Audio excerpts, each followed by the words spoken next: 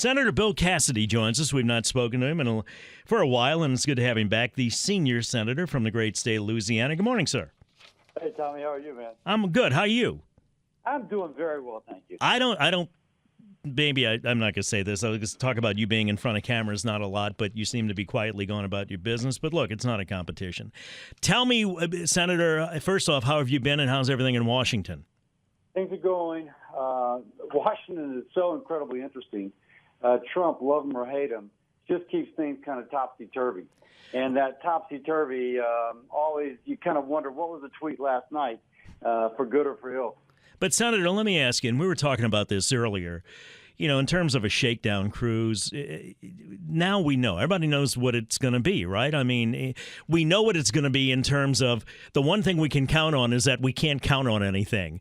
And I know that may sound idiotic, but at what point do we just say, well, that's the way it is and that's what we deal with and forget the constant criticisms and the surprise when something like this happens? Do you understand what I'm trying to get at? Yes, but on the other hand, I think if you look past the noise to the substance, you actually see a constancy there. Trump ran saying he wanted to get the economy going for the average American by decreasing regulations, cutting taxes. He wanted to secure the border. He wanted to have a more muscular foreign policy. You have seen that happen. Now, there's all this noise floating around. But if you look at what has been accomplished, regulations have been cut, taxes have been cut, unemployment is going down, meaning employment is going up. For example, employment for veterans is at a near record high. Wages are beginning to grow. I can go on. Senator, I'm sorry. So he's actually accomplishing that which he was, but it's all the noise that distracts you from it. It's more, don't concentrate on a sizzle, look at the steak. Absolutely. Real quick, I want to get to the things you're working on, but if the president were to fire Robert Mueller, and I know Mitch McConnell said that it's not going to even come to a vote, and he said, because even if it passes, he's not going to sign it, and I don't think they have any veto-proof numbers in whoever would override that. I guess the Senate, House, who does that? Senator? I missed that day in civics. Both would. Okay. But what would happen in your estimation, or in terms of what you would think, if the president were to fire Robert Mueller?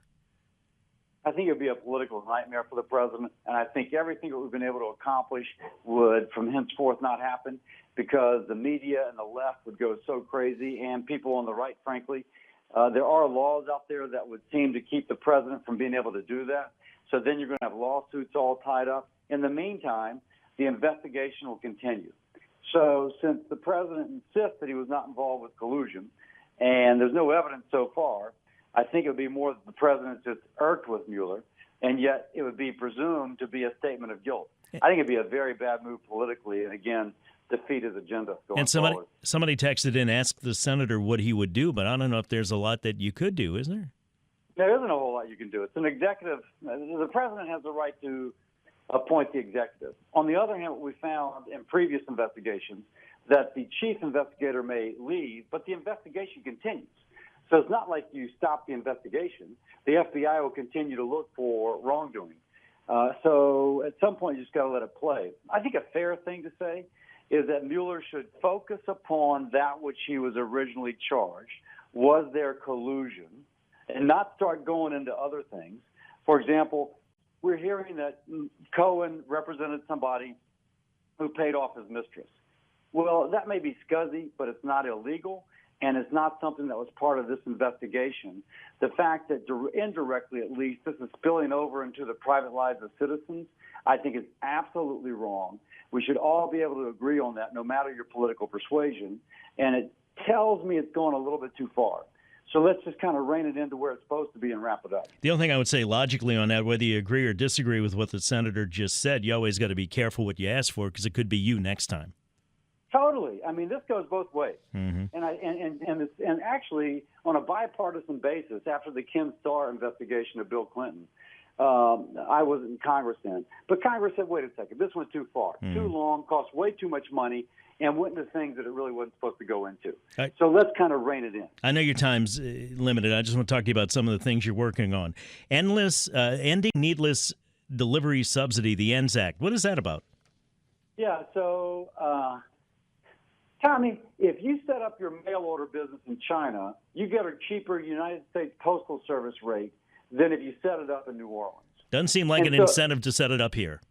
Oh, no, not at all. And I mean, if you're mailing it from New Orleans to Baton Rouge, it's cheaper to mail it from Shanghai to Baton Rouge because of a UN treaty we're party to that gives subsidized rates to mail orders from China.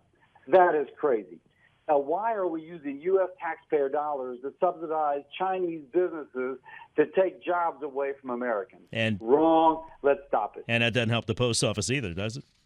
No, it doesn't, and it's all a UN treaty. So it's not like the post office says, let's do this anyway. No, but we're party to a UN treaty. Let's just kind of unilaterally take care of that. All right, what about this Preventing Additional Printing of Electronic Records Paper Act? And, man, I think you're dead on this one for anybody that's ever seen the congressional record.